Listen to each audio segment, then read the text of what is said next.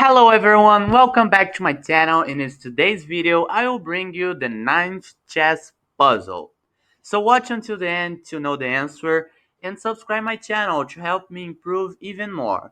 Share this video for more people to see and let's get in.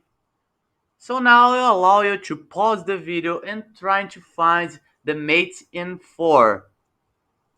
You have to notice here the first move is for black and now it's mating 4, okay? You found it. So now it's the answer time. The correct move for the mate here is queen d4, a really hard move to make, but the idea is simple.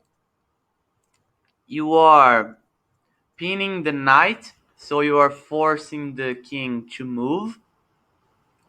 If the king move here, he will lose the knight, so he has to move in these 3 squares.